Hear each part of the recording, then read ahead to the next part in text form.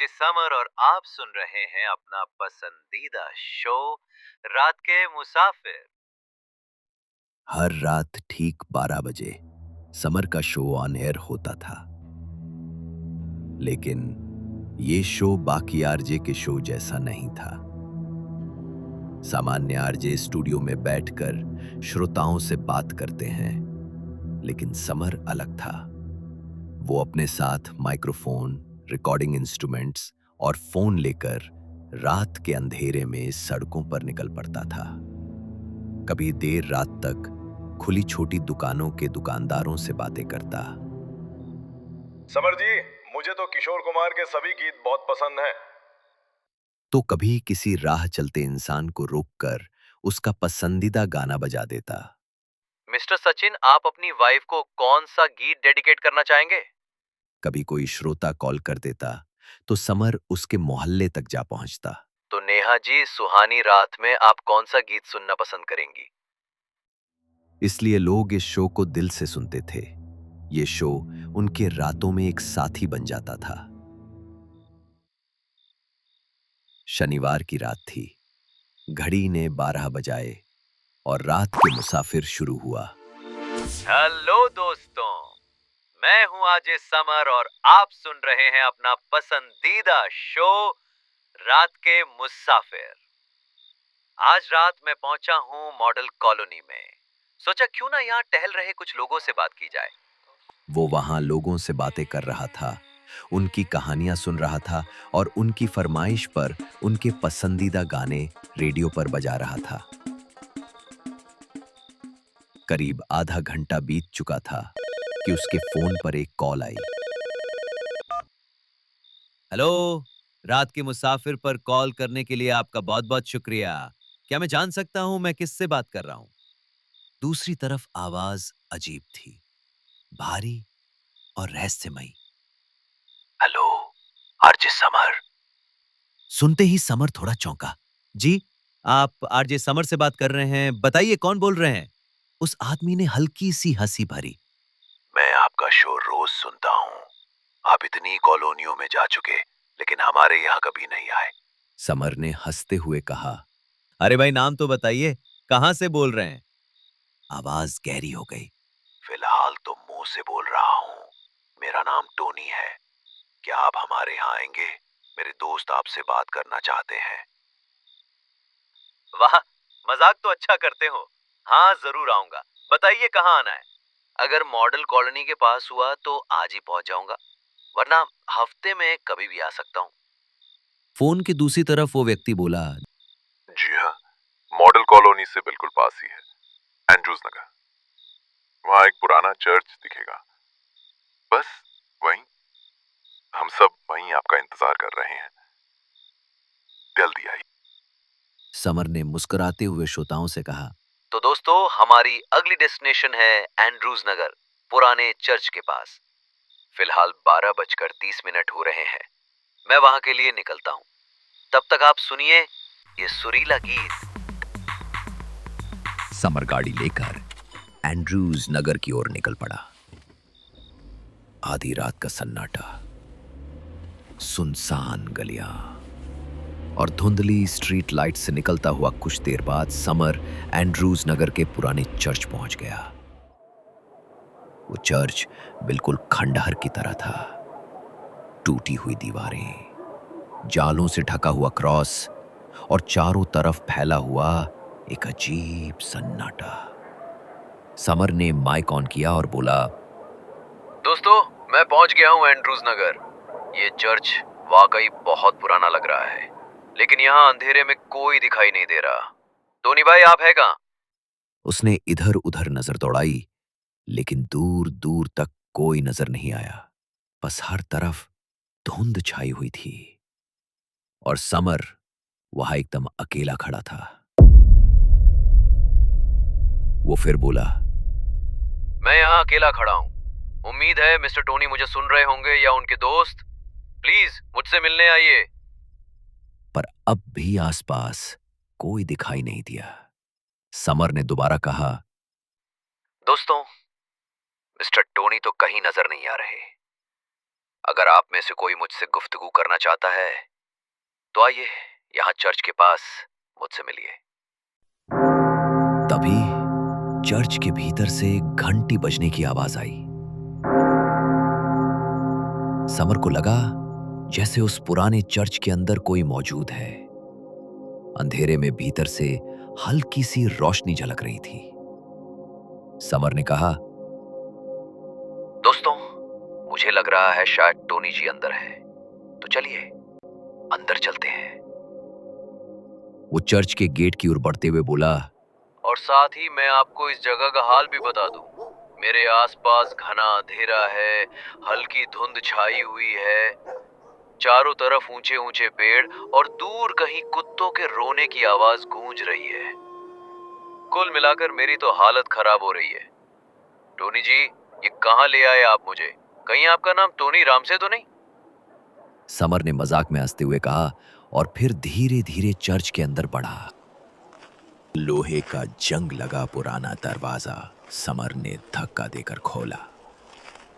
दरवाजा खोलते ही ऐसी चरमराहट हुई मानो बरसों से किसी ने उसे खोला ही ना हो।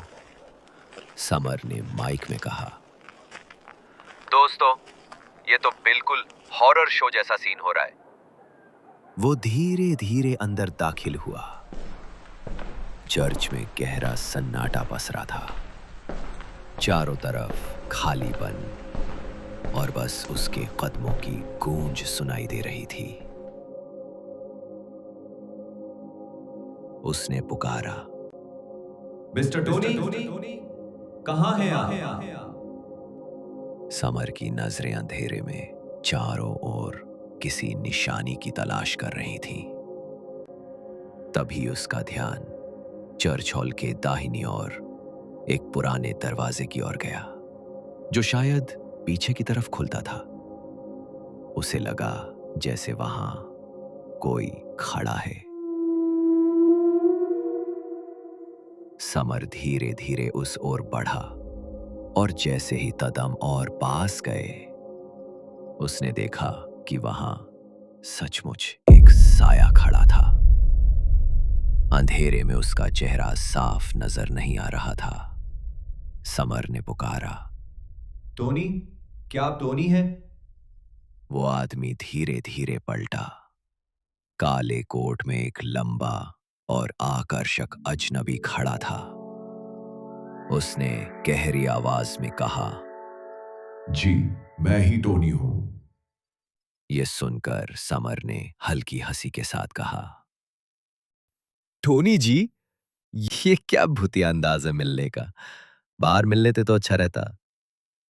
टोनी हल्के से मुस्कुराया और गंभीर और रहस्यमय अंदाज में बोला, मैं चाहता था ये मुलाकात कुछ अलग हो। आपके श्रोताओं को ये खास लगनी चाहिए। बाहर तो आप रोज लोगों से मिलते हैं, लेकिन आज कुछ अलग करते हैं।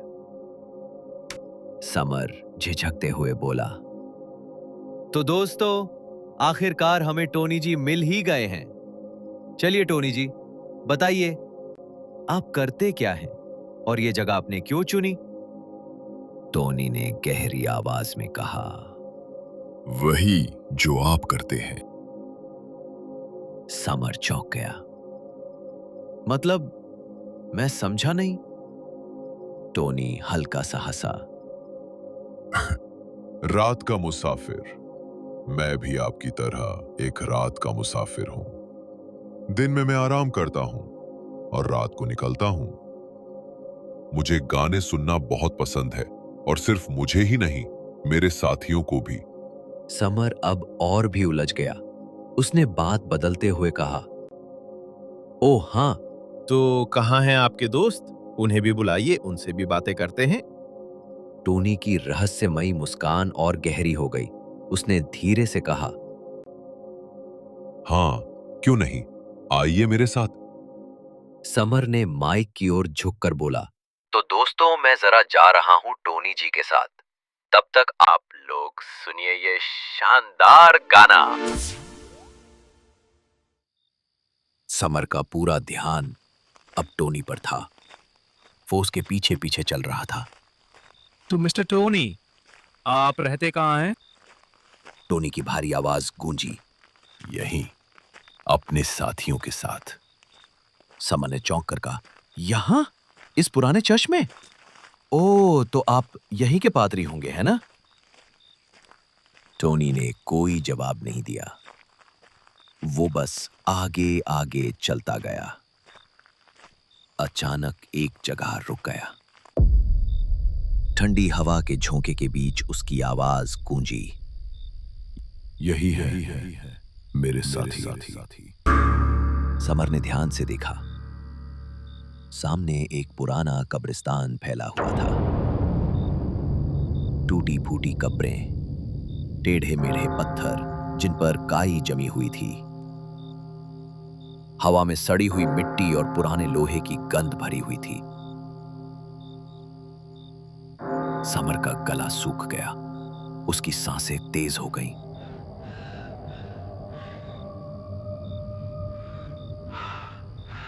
दिल की धड़कन इतनी बढ़ गई थी कि उसे माइक पर भी सुनाई दे रही थी। डर से उसकी आवाज कांपी। ये कहां ले आए तुम मुझे? ये मजाक है क्या? टोनी धीरे धीरे आगे बढ़ा। उसकी परछाई धुंध में और लंबी होती गई। उसने गंभीर स्वर में कहा, ये कोई मजाक नहीं है समर जी। मेरे साथी यहीं रहते हैं। हर रात जब चौकीदार वासु गेट पर अपने पुराने रेडियो पर तुम्हारा शो सुनता है, तब उन टूटी फूटी तरंगों के साथ हम सब भी यहीं जाग उठते हैं। इस चर्च की जर्जर दीवारों के बीच, इस ठंडी धुंध और गहरे सन्नाटे में हम सब तुम्हारी आवाज सुनने जमा होते हैं। ये सुनकर समर के रोंगटे खड़े हो गए। उसने घबराकर टोनी की ओर देखा और झुंझलाहट में कहा, बस करो मिस्टर टोनी, बहुत मजाक हो गया। मैं यहां 1 मिनट भी नहीं रुकूंगा। वो मुड़कर गेट की ओर तेजी से बढ़ा ही था कि अचानक सामने से एक टॉर्च की तेज रोशनी उसकी आंखों पर पड़ी। गहरी आवाज आई, कौन हो तुम लड़के? अंदर क्या कर रहे हो? ये वासु चौकीदार था। उसके चेहरे पर आधी उम्र की कठोरता, सफेद बाल मूछे और खाकी रंग का पैंट शर्ट था। हाथ में टॉर्च पकड़े वो गुस्से से समर को घूर रहा था। समर हड़बड़ाकर बोला, वो मिस्टर टोनी मुझे यहां ले आए थे। वासु की आंखें सिकुड़ गईं। उसने चारों तरफ टॉर्च घुमाते हुए कहा, कौन टोनी? यहां तो कोई नहीं है। समर ने कांपते हुए पीछे मुड़कर देखा। वहां सिर्फ गहरी धुंध और डरावना सन्नाटा था। टोनी कहीं नहीं था। उसके गले से सूखी आवाज निकली, अरे मिस्टर टोनी, आप कहां हैं? वासु ने कब्रों पर टॉर्च फेंकते हुए झल्लाकर कहा, बहाने मत बना लड़के, यहां तो सिर्फ मुर्दे हैं और उनकी कब्रें। तभी समर की नजर सामने पड़ी एक कब्र पर अटक गई। उसने कांपते हुए पास जाकर मिट्टी हटाई और पत्थर पर उकेरा नाम पढ़ते ही उसकी आत्मा जैसे जम गई। कब्र के पत्थर पर उकेरे हुए शब्द अब साफ नजर आ रहे थे। Tony Braganza, born 1965, died 2006। Summer के पैरों तले जमीन खिसक गई। उसकी आंखें फटी रह गई। एक खामोशी सी छा गई थी। तभी सन्नाटे को चीरती हुई समर की जेब में रखा मोबाइल बज उठा। स्क्रीन पर रेडियो स्टेशन का नाम चमक रहा था। समर ने कांपते हाथों से कॉल उठाया। दूसरी तरफ घबराई आवाज गूंजी, समर, शो आधे घंटे से ऑफ एयर है। Where are you? समर का दिमाग सुन्न पड़ चुका था। उसकी आंखों के सामने थी धुंध से ढकी टोनी की वो कब्र, और ऐसा लग रहा था जैसे अब भी कोई वहां खड़ा हंस रहा हो।